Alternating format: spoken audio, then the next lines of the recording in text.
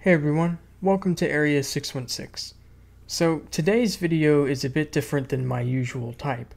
This isn't necessarily me theorizing about current movies or shows or whatever, but more of an update on the state of Marvel television.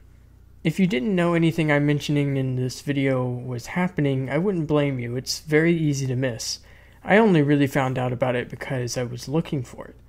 What got me looking was this question, which I'll ask you now. When was the last time Marvel Television actually greenlit a new TV series? Really think about it. The last time I can really think of that a new series was announced was November 2017, when it was confirmed that Marvel Television was developing a series for Disney's streaming service. But as I've said many times in the past, I feel pretty confident that that series is John Ridley's Secret Marvel show, which is likely a Miss Marvel series. The evidence all really lines up when you think about it, but the point is, if I turn out to be right, and I think I am, that would mean that was technically first announced in early 2015. In that case, the last new series announced and greenlit would be New Warriors in April 2017. Whichever way it goes, the fact remains, Marvel Television has been strangely quiet lately. Obviously, they've been making a lot of new seasons of shows, but they haven't really announced a new series for quite a while, which is strange considering all of the talks from ABC, Freeform, FX, and more about how interested they are in making more Marvel shows. Characters like White Tiger, Ghost Rider, Moon Knight, all perfect for TV, and they just haven't gotten shows yet. The reason I'm mentioning all of this today is because some rumors have recently come out, possibly revealing why. They're all pretty business-related stuff, but the implications they have for these shows and the future of the MCU are very, very interesting, which is why I wanted to talk about them here. But before I get to that, a brief history lesson.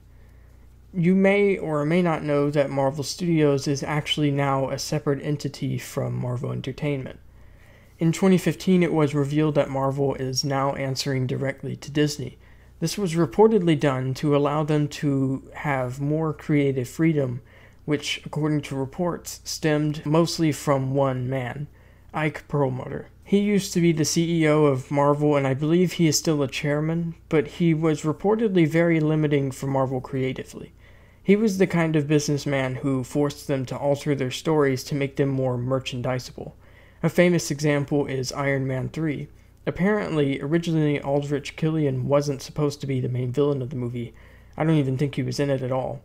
It was actually Maya Hansen. But Perlmutter forced them to make this change because, as he said, they needed to, quote, sell action figures and, to paraphrase him, girl toys don't sell. I'm sure it's no coincidence that since Marvel's departure, we've been seeing a lot more female characters and villains. In any event, while Marvel Studios did escape, Marvel Television was not so lucky and reportedly remains there to this day. Well, the new word is that Marvel TV is putting all new projects on hold for now so that they can use this new Disney Fox deal to separate from Marvel Entertainment and actually merge with Marvel Studios. Marvel Studios and Marvel TV were, for a brief time, under the same roof, but that ended in 2015. It's why Kevin Feige has producing credits for their earlier shows like Agent Carter and some early seasons of Agents of S.H.I.E.L.D. Also, I imagine it's no coincidence that those two shows also just so happened to have the most movie connections while he was producing them.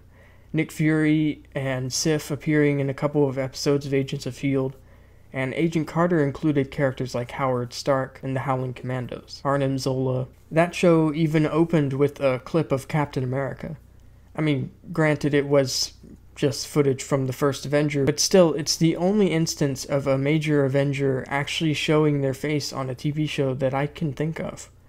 Since then, Marvel TV and Marvel Studios have been under different roofs, which is reportedly a large part of the reason why the TV shows have been becoming increasingly more distanced from the films, and vice versa. But this could all change. If Marvel Television and Marvel Studios are under the same roof again, this would mean that it would be much easier for the two to plan their movies and shows around each other, to actually work together. We could potentially see a new rise in cameos and connections on both sides. A large motivator for this reportedly has to do with the X-Men, as Marvel TV plans on producing new MCU-based X-Men shows once they're back, and Marvel Studios wants to be involved in those so that they can tie together more nicely. That means if this happens, my idea of a Generation X TV series set in the X-Mansion could actually come to reality with Marvel Studios involved. This report also explains why New Warriors has been stalled so much. It's currently being held back until the deal is complete. When it happens, around early to mid 2019, it's said that New Warriors will most likely premiere on Hulu, which will then be owned almost entirely by Disney. A lot of people think that the New Warriors show will go on Disney's streaming service, but according to this report, the reason it won't is because apparently it's just a smidge more adult than they want on their service, as it was originally developed for Freeform after all. If these rumors are true, it's great news for fans of the MCU, because it means we could start seeing a much stronger connection between the movies and shows. Even little things like the lack of Avengers Tower in the Netflix shows. A fan took the time to add in some scenes from Daredevil and Jessica Jones, and it's honestly amazing. It really makes the scenes feel so much more alive and interesting with the Avengers Tower looming in the background. So perhaps they'd start actually adding it in. There are plenty of movie-to-series cameos I'd love to see. I mean, how awesome would it be for Doctor Strange to make a cameo in a Ghost Rider TV series?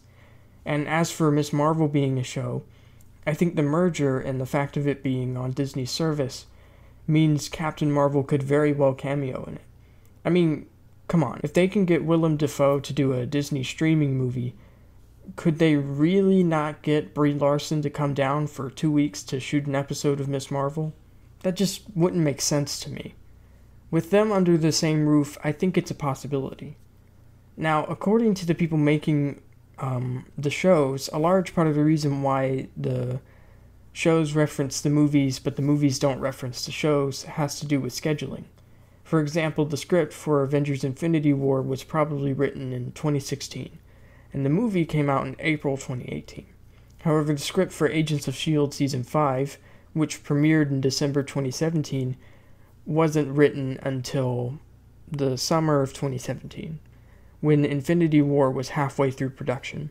So it's not hard to see why it's so difficult for the movies to tie into these shows, as their schedules just don't add up. But again, with Kevin Feige producing like he used to, perhaps they could start working together and planning ahead a bit, allowing the movies to have more time to work connections in. Overall, this news may not be as immediately exciting as others, but I still think it points to a very bright future for Marvel TV, and it also explains why characters like Robbie Reyes have just seemingly been dropped. I mean, I know I mention it a lot, but it really is strange that they just introduced this awesome version of Ghost Rider. Fans loved him and wanted to see more, and then he's just gone. I mean, it's been over a year since we last saw Robbie Reyes, but this would explain everything, as they would want to wait until they have a larger share in Hulu to put their show there. But I'd love to know what you guys think of all of this. What kind of things would you like to see once Marvel Studios and Marvel TV are back together? Do you think these rumors are true? Let me know all your thoughts and theories in the comments below. Thanks for watching, and I'll see you all next time. I'm always ready for